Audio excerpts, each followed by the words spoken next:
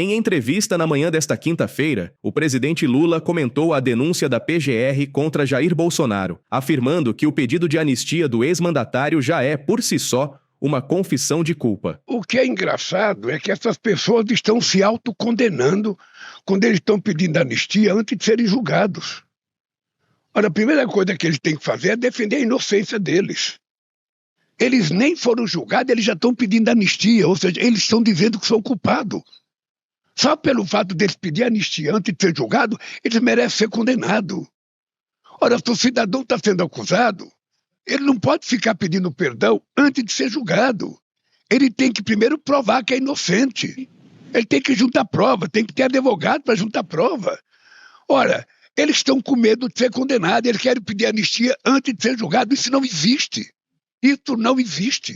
Eles terão que ser julgados, e se for julgado vão ser condenados, e depois de condenado é que se pode discutir o que fazer com eles. Uma boa cela e um tratamento, sabe, com muito respeito aos direitos humanos é o que eles merecem se eles forem considerados culpados. É isso. Não existe outra discussão. As pessoas que ficam querendo antecipar uma discussão sobre anistia são pessoas que estão acusando as pessoas.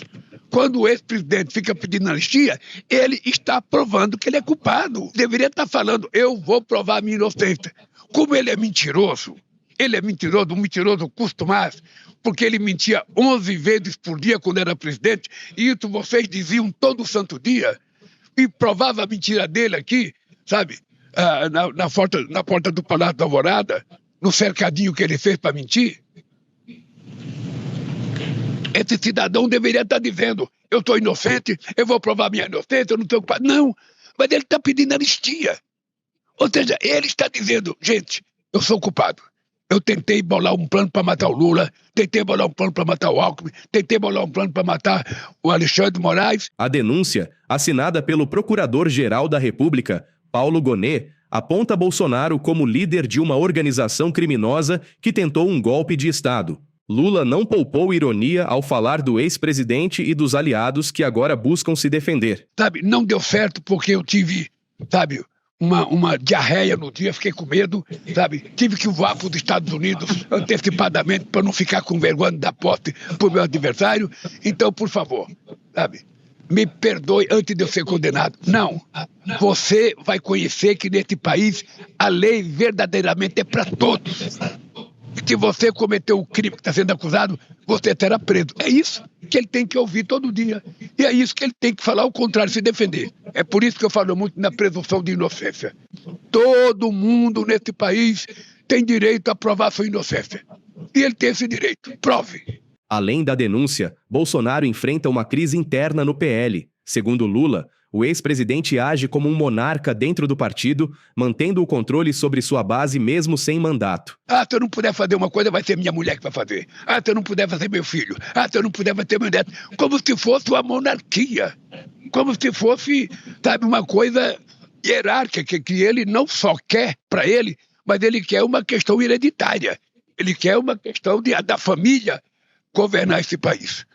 Ora, ele tem que se mancar. Mesmo inelegível, Bolsonaro segue monopolizando a oposição e não dá espaço para uma alternativa política real. Isso aqui é uma república democrática. Isso aqui tem eleição. Ele passou 2 anos falando que a urna, sabe, podia ser falseada, que podia enganar o povo brasileiro. Ora, ele nunca questionou a eleição do filho dele. Ele nunca questionou a eleição que ele teve. Ele só quando perde é que ele começa a colocar dúvida sobre os outros. E isso a gente não pode deixar. Por isso, Clóvis, Isabela e Sidney, eu acho que o papel de vocês no meio de comunicação é primordial. Esse ano de 2025 é o ano em que a verdade tem que derrotar a mentira. Não pode persistir a mentira nesse país. Não pode persistir. Sabe, a gente aprendeu desde pequeno que a verdade engatinha enquanto a mentira voa. É por isso que nós fizemos uma lei para tirar o celular da escola, não permitir na sala de aula, porque as crianças não precisam virar algoritmos, as crianças têm que virar humanista, gente com coração, gente que pensa, gente que tem espírito fraternal e gente que volta a brincar, a conversar com os amigos. É esse país que eu quero construir. Quando eu digo que eu quero construir um país de classe média, é porque eu quero que todo o povo brasileiro melhore de vida. Na mesma entrevista, Lula respondeu se teve contato direto com o presidente Donald Trump, desde o retorno do americano à Casa Branca. Sinceramente, eu não tive contato com o Trump. Eu mandei uma nota parabenizando pela posse e não conversei com ele. O que eu tenho ouvido e visto no rádio, na imprensa escrita e falada e também na internet, são os rompantes do presidente Trump, que quer tomar o Canadá, chama o primeiro-ministro de governador, quer tomar a Groenlândia, ele quer tomar o canal do Panamá, ele mudou o nome do Golfo do México para Golfo das Américas. Ou seja, ele foi eleito presidente dos Estados Unidos e ele tem que cuidar dos Estados Unidos. O mundo, cada presidente cuida do seu pedaço. Vamos tentar ouvir de novo o presidente. Então, eu estava dizendo para a Isabelle, sabe, que o Trump foi eleito para ser presidente dos Estados Unidos e não presidente do mundo. Então ele precisa tomar muito cuidado no que ele fala, porque ele está fazendo um papel que não faz parte da história dos Estados Unidos. A democracia criada e fortalecida a partir da Segunda Guerra Mundial, sabe, obriga que todo presidente da República tem que cuidar do seu país da forma mais soberana possível. O presidente evitou tensionar o cenário internacional e adotou uma postura cautelosa diante da nova guerra econômica entre os dois países. Ele tem falado muitos rompantes todo dia, sabe, aquela habitual da extrema-direita no mundo inteiro, falar todo dia, toda hora, sem medir as consequências da sua fala. Os Estados Unidos é um parceiro comercial importante para o Brasil. Nós temos um déficit comercial de aproximadamente 5 a 7 bilhões de dólares, e nós temos uma relação de 87 bilhões de dólares com os Estados Unidos, e é muito equilibrado o que a gente exporta e o que a gente compra. Então, vejam, nós não temos dependência dos Estados Unidos como tivemos há 20 anos atrás, há 30 anos atrás. Nós temos hoje uma correlação comercial e diplomática muito equilibrada no mundo. Então, o que nós queremos, de verdade, é que o presidente Trump governe os Estados Unidos, que ele pare com essa história de, sabe, desse protecionismo. Você está lembrado que em 1980, quando se estabeleceu o consenso de Washington, a palavra de ordem era liberdade para o comércio, livre comércio, livre comércio, livre comércio. Cada país tem que abrir suas fronteiras, os produtos têm que viajar para o mundo inteiro, todo mundo pode comprar tudo, sem imposto, sem nada. Agora é o contrário. Agora ele está taxando os produtos de todos os países. Isso vai causar inflação nos Estados Unidos. Isso vai aumentar o preço das coisas nos Estados Unidos. Isso pode não ter uma boa política para os Estados Unidos.